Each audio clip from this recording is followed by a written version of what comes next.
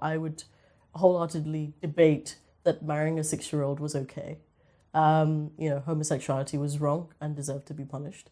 I would say that apostasy was treason and it deserved to be punished.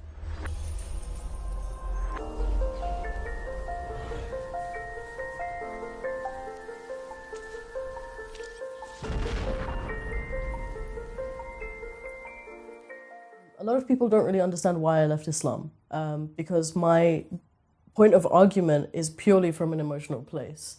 As I said, I left because Allah is a cruel God.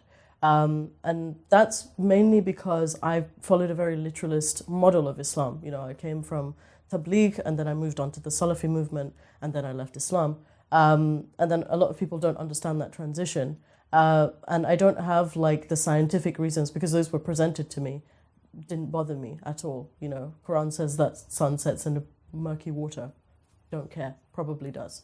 People would bring moralistic arguments. My morals come from God, so it trumps everything. Historical points of view. Well, it might all be fake. The Quran is the word of God. It doesn't matter what you have to say because this is above everything. But the reason why I left was because up until I was about 16, 17, I was only surrounded by Muslims. I went to a Muslim school. My entire family was Muslim. Grew up here in the UK, but my bubble and the people that I knew were all Muslim people. Up until I was about 16, I started seeing more of the world. Like I became introduced to this concept of gay people. What were gay people? I didn't know what they were. So that curiosity, that innate curiosity made me want to look for this because for me, because I knew sexuality was haram or prohibited in Islam, I wanted to know what it was. Like, why would people want to do that since it's so disgusting? Why would people want to do it? From a Salafi point of view, from a fundamentalist point of view, the only way that I could see homosexuality is that these people were intentionally depraved, and I couldn't understand why it was that people would choose to do that. And it wasn't until I sought those people out and they explained to me, I don't have a choice in this, this is just how I am, that, those doubts started creeping up. So that sort of level of empathy made me want to question, okay, let's say for argument's sake, these people don't have a choice. Why would Allah make them like that? And people would say, oh, it's just a test from, even if it wasn't a choice, this is a test from God. And I was like, but how unfair of a test is that? That, you're given a thing and you can never do anything with it. It's like being given a tongue and told you can never taste anything. Being given, hair and being told that you can never comb it. It just has to stay on top of your head, rat's nest for the rest of your life. It is purely unfair.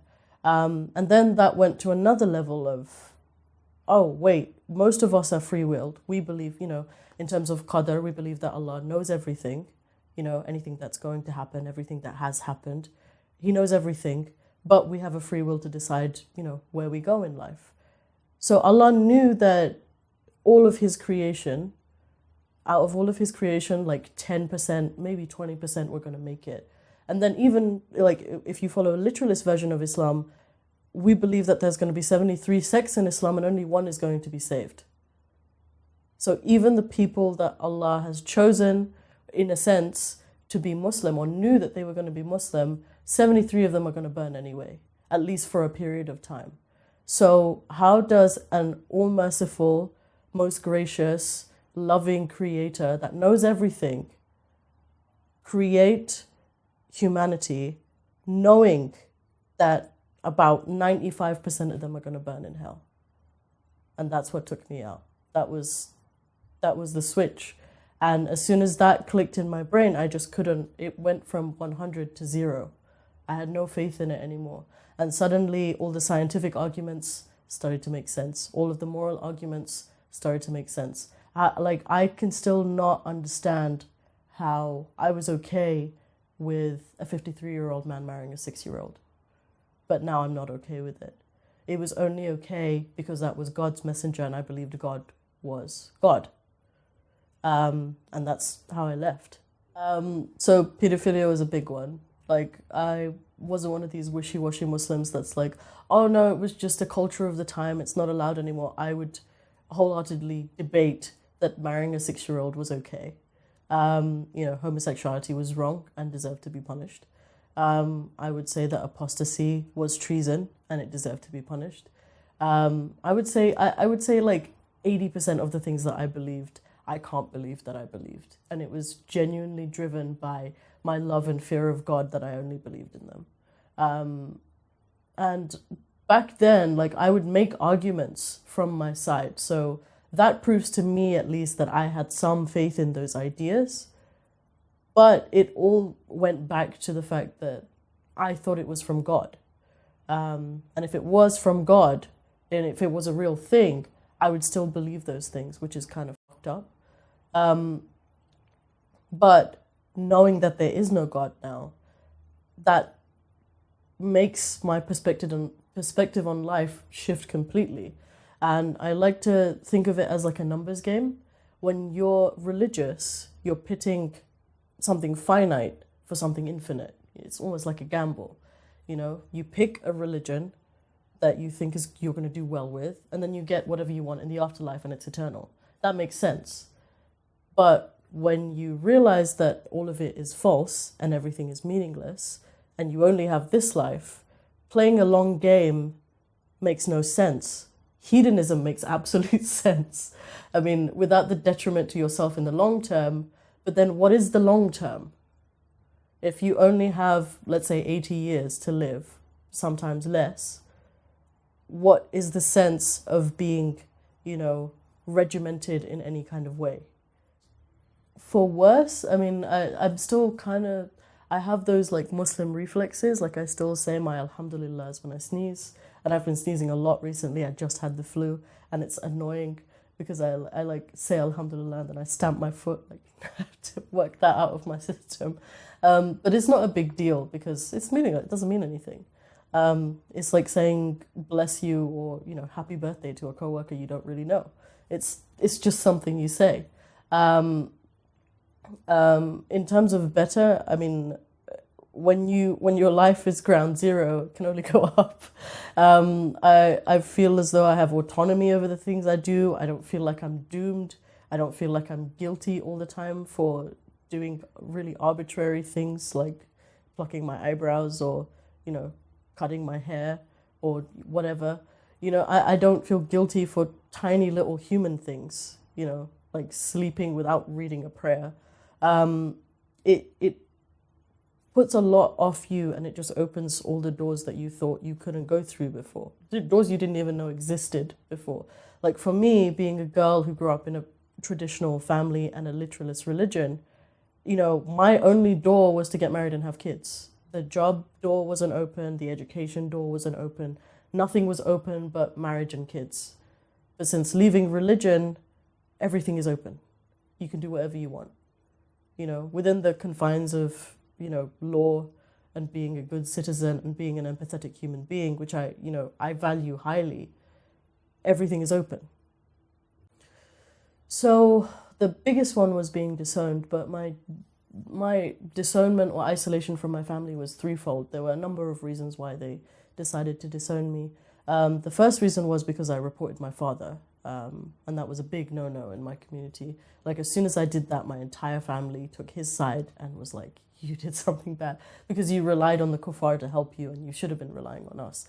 And I relied on them for 2 years and they did fuck all. So, I mean, I made the right decision. I'm living in peace with that. But that was the first reason. I was isolated. I was partially isolated. A lot of my family members did not want to see me anymore. But there were some family members who were like, you know what, you kind of did the right thing. We're gonna let you cool down from all of this. I lived with family for about 2 years after leaving my dad's house. The second reason was because I wouldn't get married to a man of their choosing. I didn't want to get married. One of my aunts, the first time, so I had left Islam in the February of 2017. And I told a very liberal aunt that I didn't believe in Islam. And her reaction was, we need to get you married. And I was like, how do you go from here to there? And she was like, no, I think that you should get a marriage of convenience and that's the only way that you can keep ties with your family. And I was like, I just told you that I want to live an authentic life outside of Islam and you're telling me to continue living an inauthentic life. And she said, well, you have to value, because your family's not going to keep you if you leave Islam. You have to figure out what you value more, your freedom or your ties with your family. And I immediately went, that's not fair. But that was the second reason, was that I refused to get married. Any proposal they came with, in our communities, like Bengali communities, what they do, and a lot of other cultures find this bizarre, is that we'll present CVs to each other. So like they'll have like a resume of like my life, like who my parents are, what my education was, where I've worked, which was nowhere, and like my hobbies, and they would hand it to the other person's family, and the other person would send their resume. It's really bizarre. They'll have like a little headshot in it. And every time someone sent me that, I would just mock the shit out of the guy. And it was really like, I would only do it to try and find an excuse. There was one guy who was, I think he was like 26. I was about 21 or 22. And he was working in security. And I was like, this guy's never going to get anywhere. He works in security. He's going to be unemployed for the rest of his life. And my aunt was like, you're cruel. And I was like, I'm only being cruel because I told you I don't want to get married. And the third reason was because I left Islam. And that was when I was completely cut off. And that was the biggest struggle after leaving Islam. But I had plenty of struggles before leaving. And I think that that's, like, a lot of people say, oh, you left Islam because your life was hard. And I didn't, because I didn't leave until 2017. That's when all my problems more or less ceased. I was living with family. You know, there were a lot of things that I could reconcile. I was faithful to my faith. I had doubts, but I was faithful. And my only struggle leaving Islam wasn't to do with Islam. It was just disownment, which I guess you could say in a sense was to do with Islam, because, you know, with apostasy laws and with parables in the Quran where like Ibrahim leaves his father because his father's an idolater, and Noah leaves his son to drown because he didn't climb onto his boat or whatever. You know, there are parables that they go by, but that was the only struggle, like big struggle, was leaving my family. I have a lot of Muslim friends. I certainly have more Muslim friends now than I did when I was a Muslim. I never used to make friends as a Muslim. I used to keep to myself because I was too scared of people corrupting me. But now I have a lot of Muslim friends, albeit they are very moderate Muslims. I've made friends with Ahmadis who aren't Muslim. I've made friends with Shias who aren't Muslim. I've made friends with Sunnis who are moderate.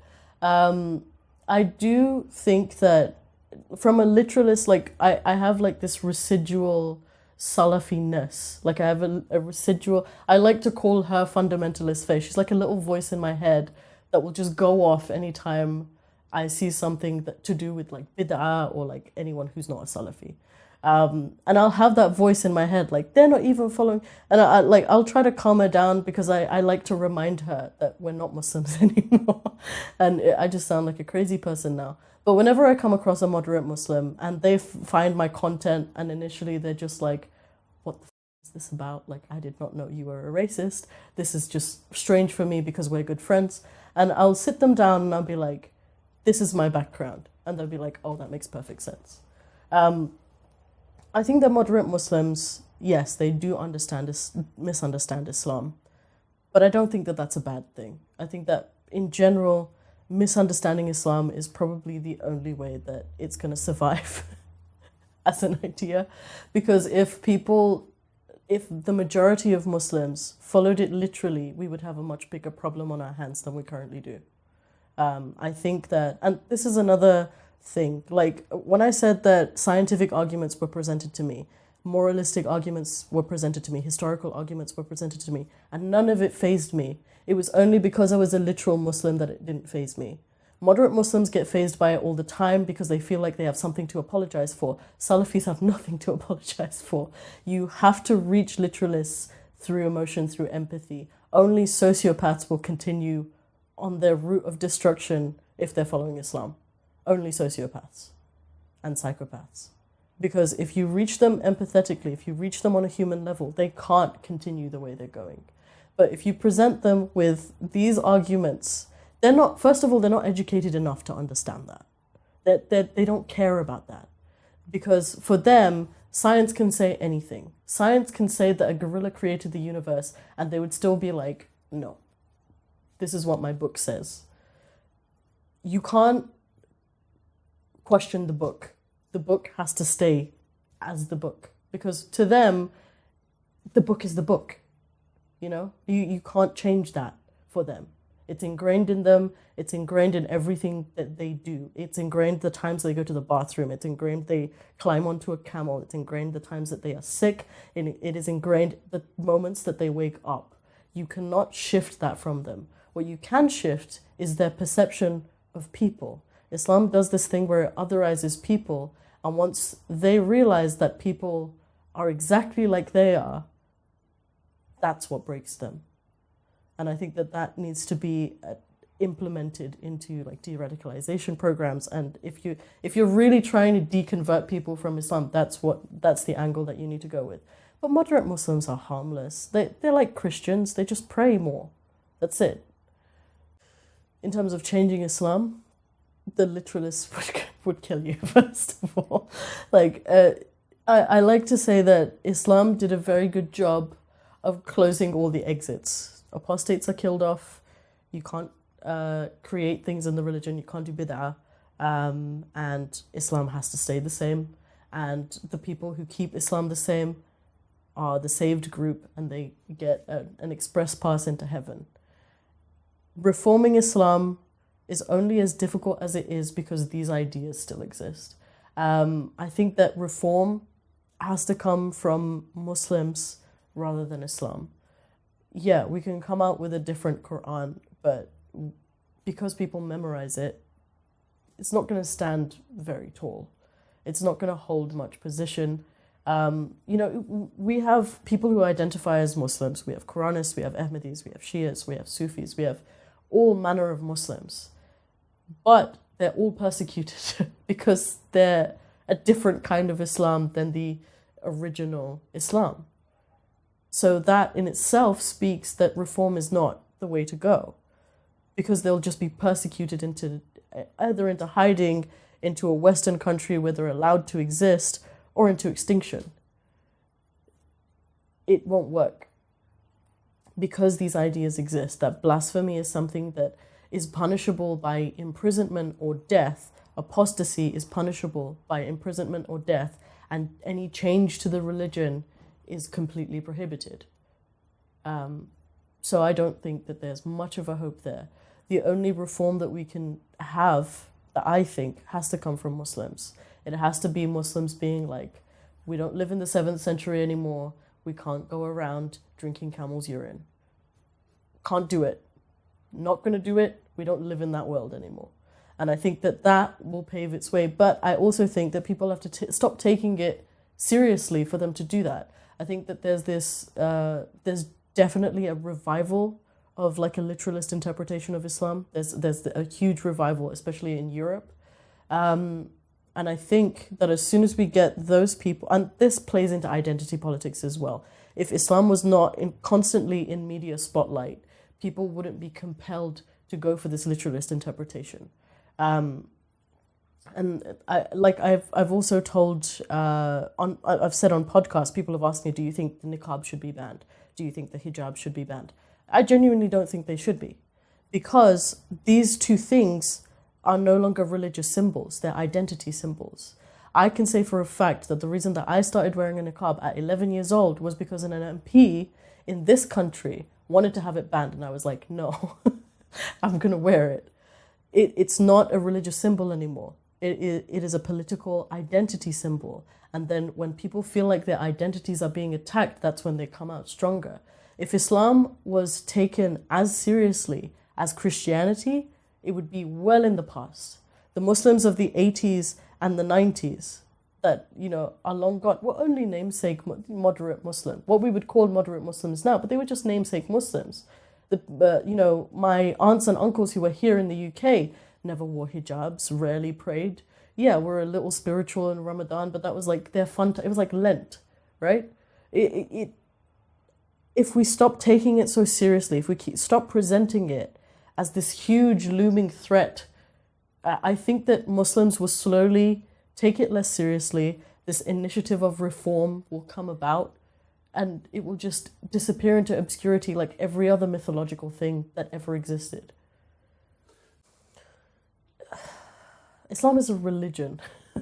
That in itself is not a peaceful thing. It's an unnatural thing, which is it instantly just not a peaceful thing. It disturbs an innate peace in you because it makes you behave in ways that you're not meant to behave. I mean, the argument for Islam being peace is that a lot of people will say Islam's the root word for Islam is salam, and salam means peace. Okay, but we all know that that's not what Islam comes from. Islam comes from submission, right? Silm, I think the word is. Islam is submission. Islam is submitting to a higher creator and obeying all of his laws. That is what Islam is. I mean, I'm not even sure what the term, like what exactly we would be debating if we said Islam is a religion of peace. It's not. It certainly isn't like Christianity. Islam is a lot stronger than Christianity because it's gone through a lot more phases. So Islam had its during the time of Muhammad, Islam had its peaceful preaching years was 10 years, which was ineffective. There were 40 people who were Muslims at that time. And then it had 13 years of just shoving it down people's throats through many different battles, through conquests. You know, they took over Makkah, which was a major trading port. Well, it wasn't a port, there was no water, but it was a major trading city. And, you know, as soon as that turned and it just started spreading wildly, and through wars it was spreading, it had a lot more phases. Whereas with Christianity, Jesus had 12 friends, then he died. It didn't really get there.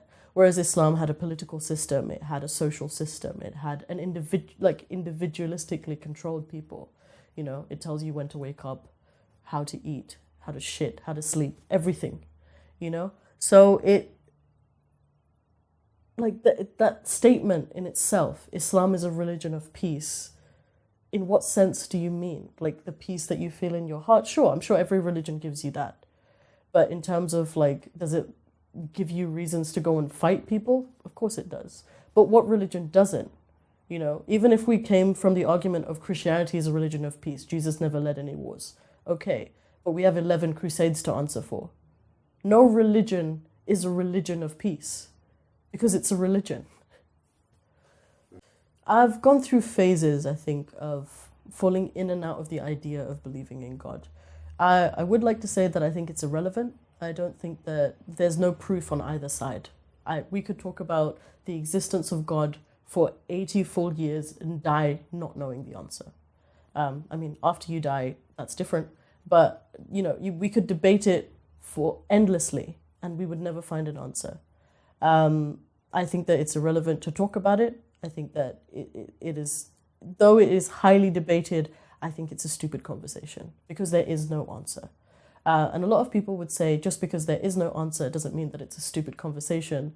But I like getting somewhere in my conversations. But I've fallen in and out of the idea of there being a God. And, you know, I'm not a scientific person. I'm a very artistic person. So in my brain, I've come to the conclusion that if there was a God, I don't think he gives a f***. I think that he's off and he's doing something else. He's done his business here and then he's left. And if there isn't a God, it doesn't matter. I think I did feel bitter, but I was closeted from, I was still living with family. Nobody knew, except for that one aunt, that I didn't believe in it. I think I spent all my bitterness while I was sheltered, in a sense, while I did not have a presence online. I had that bitterness because I felt like I had been lied to. I felt like I had been duped.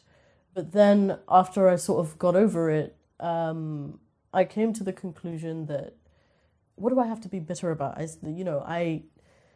went through a thing. I grew as a person. I fully believe, because my mother died while she was very young. She died just turning 39. So she hadn't even reached 40 years of life. I came to the conclusion that I want to live without regrets as much as possible. And I don't regret being a fundamentalist. I think that if anything, it was a very interesting, regimented way of life that I will never need to experience while I'm having a midlife crisis. Like, I'll know that that's not what I want to do.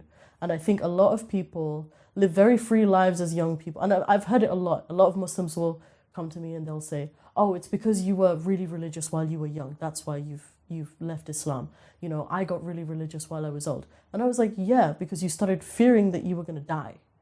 And I think that that's a poor excuse to stop believing in God, because of your fear of death. I don't have that fear anymore. I think I've been stripped of that fear. I've been stripped of that because I romanticized the idea of Islam being a dominating existence.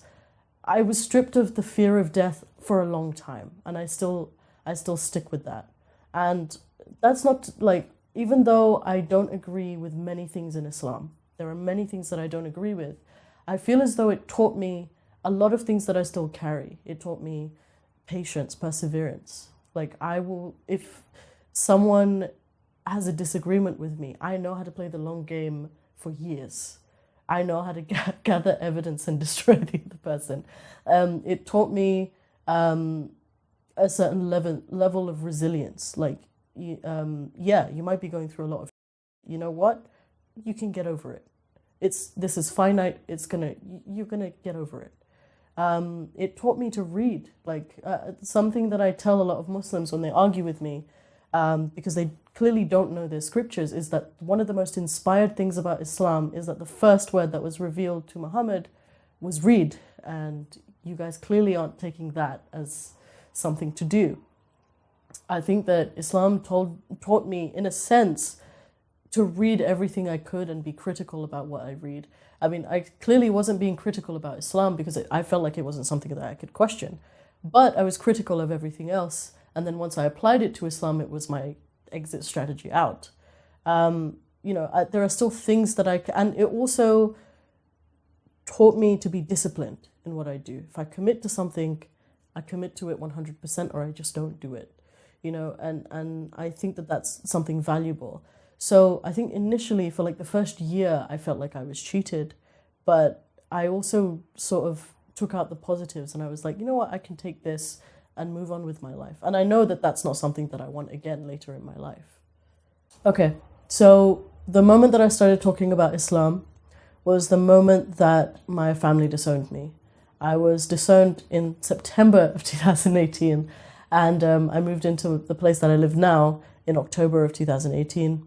And literally on the first day that I moved in, I recorded a video that's like 50 minutes long. It's a very long video. It's a very emotional video because I'm just sitting there crying and talking about why I'm a black sheep in my family. And to me, I had lost everything. So family was the most important thing to me. I think that for most people, family is the most important thing to them. And I just did not have that anymore, simply because of the 3 reasons that I mentioned earlier. Because I reported my father for physical violence, because I did not want to get married to a man of my family's choosing, and because I was not a Muslim anymore, and I did not want to be a Muslim anymore. And to my family, those 3 reasons struck them as very selfish reasons. Like, these are very selfish reasons for you to, rebel. And to me, they didn't seem like such a big deal. Growing up in like a Western country, this is in the 1500s, where if I refuse a marriage proposal, 2 tribes are going to go to war. That's not what this is. It's simply that I just don't want to do it. It's not my style. I don't want to do it. And I feel as though I should have been able to make those choices without too much pushback. But because my family are both traditional and religious, they were huge things, and they were things that they could not abide by, and they were things that they could not expose their younger members to for fear that they would be influenced by it. So I started talking about it initially because I wanted a platform that my siblings could reach me through. I'm the oldest of 6 siblings, and the youngest of which is about 20 years younger than me, exactly 18 years younger than me. But they're very, very young. And I had a hand in raising them after my mother passed away. So to me, it was like having my own children taken away from me. And I was barred from seeing them because by that point, my family were like, you're too toxic to be exposed to anyone under the age of, 15. But that was one of the bigger factors. The other thing was, I did not want anyone else to go through what I went through. And I know that that's like a really unrealistic thing to want at this point in, the 21st century. But I genuinely didn't want anyone to have to go through that. I didn't want anyone to have to go through being pushed into a marriage simply because their family wanted them to. There was no other reason. We want you to do this, that's why you should have to do it. I didn't want anyone to be thrown out of their homes or worse because they didn't want to believe in a couple of fairy tales. Because that's all they are. And it seems ridiculous to me that people will literally throw their children out of the house, or worse, abuse them, hunt them down, kill them. It seems ridiculous to me that people would want to do that, but I did not want anyone else to go through that. And like a lot of people say to me that you talk about this because you want internet fame, or you want to be edgy on the internet or whatever. I'm waiting for the day where the term ex-Muslim literally means nothing. It just means person.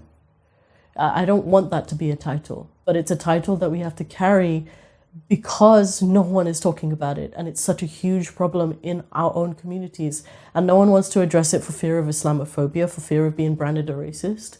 And that's why it's a delicate subject to tiptoe around. Like I think a lot of far-right organizations and people like to utilize us because we kind of fit their narrative, but we have to constantly reinforce the idea that we're not on their side either. We're on the side of you should be able to believe what you want to believe, and we should be able to believe what we want to believe, and that's it. That is the side that we are on. And I think that that's a very simple premise, and I'm waiting for the day that saying that you're an ex-Muslim is just wind. It means nothing. To them, I say, I'll be quiet the moment that everyone else is quiet about it. I like that the narrative has kind of gone from you should die to be quiet. I think that's progress. But the fact that people are telling us to be quiet is evidence that we need to talk louder. We still have about a dozen countries who will either imprison you or give you the death penalty by law because you are an ex-Muslim or you have blasphemed in some way. That's a reason to speak out about it. And a lot of people will be like, oh, well, you're not in those countries, so why are you talking about it? Because people in those countries can't talk about it. Simple as that. We have, some known cases. We have Suhail Arabi, who's been in prison for 7 years now because of a Facebook post he made in Iran. Ridiculous. We should be talking about it. But like saying something like that to someone who's from, a Western background, whether white or brown, doesn't really matter. If you grew up here, I think there's a certain level of privilege and a certain level of, I don't understand what being in prison for 7 years for saying something is. That just seems like a very 1984-esque, an Orwellian idea. It doesn't seem real. So when you present that to someone, they kind of look at you like, okay, like, what does that mean? What it means is something that this person said has been reason enough for him to be put on death row, to be tortured, to be taken away from his family, hasn't been able to see his daughter. He was forcibly divorced from his wife. His mother is now in prison because she has been campaigning to get him out. And that is the reality of the situation. And people don't take it seriously because they simply cannot relate to what that experience is.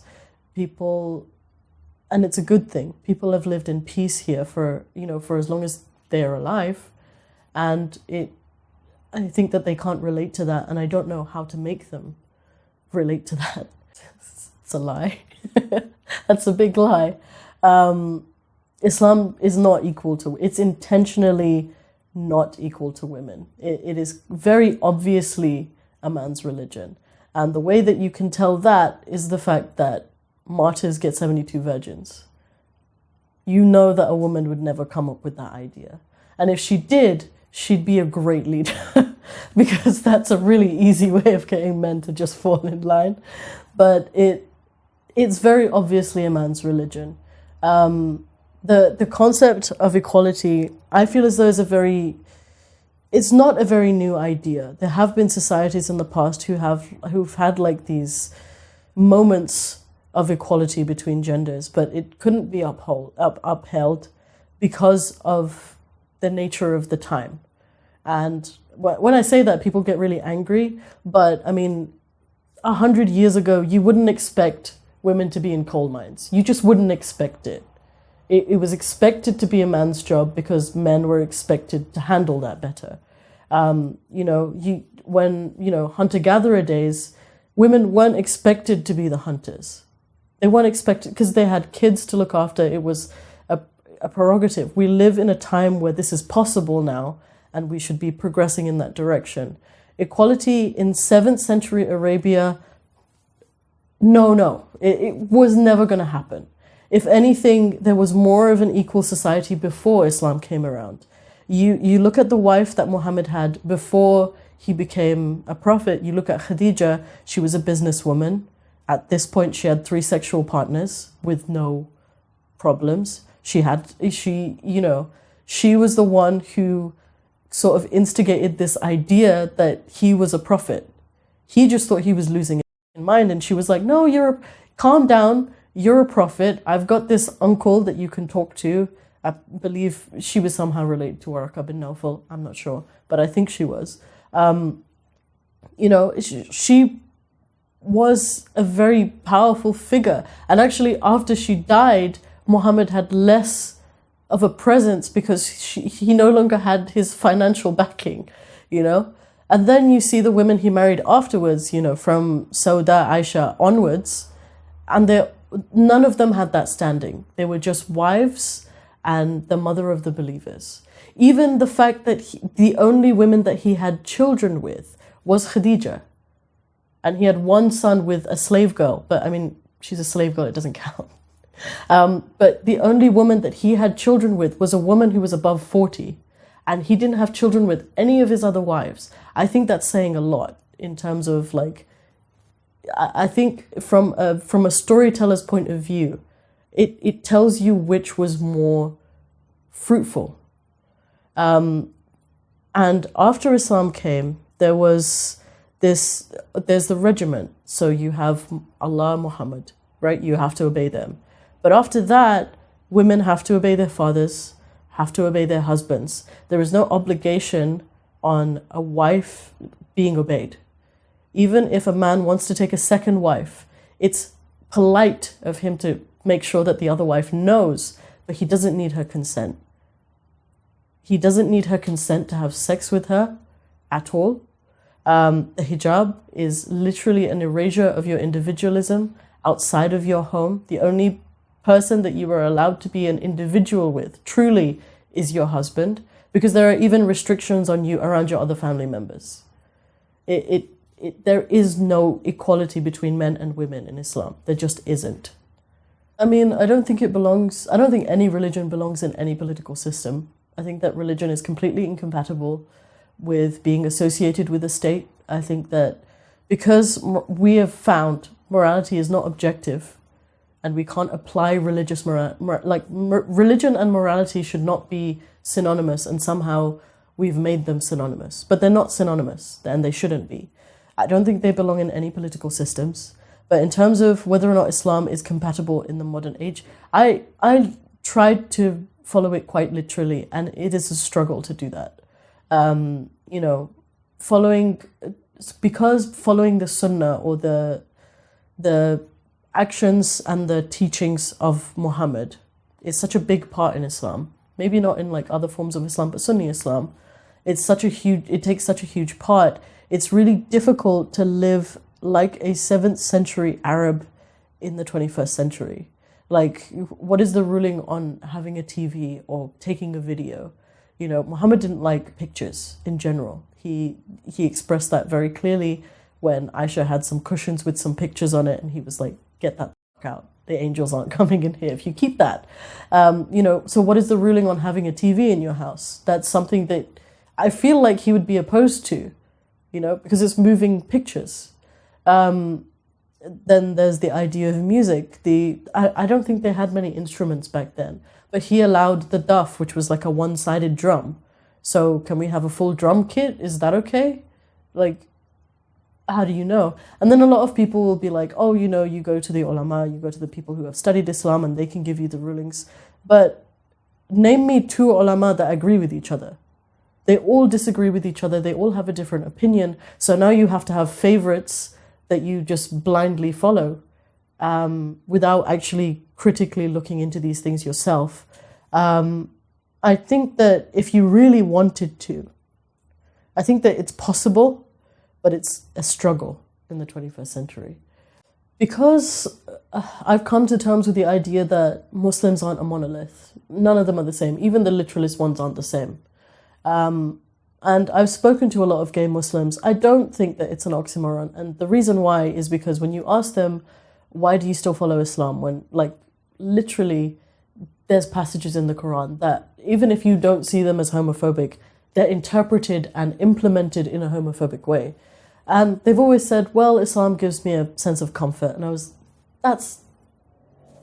if that's what Islam means to you, it's just a sense of comfort, you just like there being an idea of God looking over you, and you want some comfort in the fact that you're afraid to die, it's not an oxymoron, because I feel like everyone's entitled to that. But in terms of people who are outright denying that Islam is homophobic in some way, I think that is a little bit of a stretch. It's really obvious that it doesn't accept people who are gay. Recently I've taken an affinity to blasphemy. I wasn't really for it before because I didn't see it serving any kind of purpose. It wasn't until a few months ago, because I'm really good friends with Jimmy Bangash, and he was explaining it to me. And the reason why the Allah is Gay campaign was something that they did is because that can only be offensive to Muslims if they view gay as being a bad thing. If being gay is a normal or good thing, then why are you offended by it? And I think that the louder the signs you hold are, the more people will be talking about it. And that in general is a good thing. And we compared two different Pride marches. There was a Pride march in London, which is Pride in London. And there was another Pride march in Walthamstow where they had, slightly more watered down ex-Muslim signs like Allah loves equality. And we saw that even that was still shouted at and cursed at because a lot of Muslims are homophobic. The way that you deal with these kinds of things in a community where they're either, consistently homophobic, consistently otherizing, consistently racist, or whatever. I'm not saying that specifically applies to the Muslim community, but communities in general. If a community is behaving like that, you need to abuse that characteristic to the nth degree until people stop taking it seriously. So the Allah is Gay campaign is actually a great one because it makes people think. If being gay is not bad, why is it a bad thing if Allah is gay? And people have been carrying signs like Jesus is gay for years now. But Christians aren't offended by it, at least not the everyday Christians. But we find that everyday Muslims are offended by it. I'm hoping that they, just chill out. I'm hoping that Islam as a religion, because it's a religion, is taken less seriously and, it's certainly taken out of office. I think that would be the first step, but it's a lot harder to take Islam out of state policies because Islam has a place in state policies, because it had a political system. Christianity is really easy to dismember because Jesus never had a kingdom to rule over. Whereas with Muhammad and then his predecessors, Abu Bakr, Umar, Uthman, Ali, all of them, they all had a system of ruling and governing. So I think it's a lot more difficult to take Islam out of state. But my hope is that is the first, barrier, that we take it out of politics, and then I think everything will slowly calm down. My hopes are that it won't, because right now we're quite, even though this movement is quite recent, it's only been in the last 10 years with Ayan Hirsi Ali and Mariam Namazi and all of the OGs of the ex-Muslim community. Even though it's fairly recent, our voices are being heard more. Sarah Hayden was just on the Bill Maher show. And I am hoping that in the next 10 years, the idea of someone leaving Islam will be as normal as someone leaving Christianity. I don't think that that's a realistic goal. I don't think that it will fade out in 10 years, especially not globally. But I'm hoping in 10 years it will, because the level of growth that we're having is more than I expected. So that's what I hope for. And as I said, I hope that there will be a time in my lifetime where just being an ex-Muslim is just saying like you're brown. It's like saying the grass is green. Okay. You know, it's not saying much.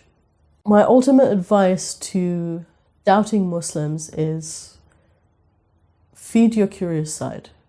Because if you don't feed that, I feel as though that was one of my, vices, was that I was a curious person. I wanted to know what other people were about and why they did the things they did. I think that curiosity is innate and everyone should be able to, satisfy that curious nature that they have. I think that doubting Muslims are scared of, not just societal judgment, community judgment, familial judgment, but also divine judgment. I would say that if you believe in a merciful creator, would he really punish you simply for being curious? Would he really do that? And if you think that he would, then is he worth worshipping?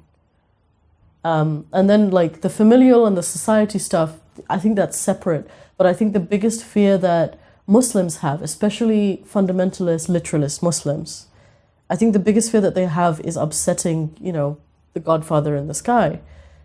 You have to think about it in a way where, do you really feel as though he's going to punish you for that, for asking questions and just trying to figure out, satisfy whatever it is that you have doubts about?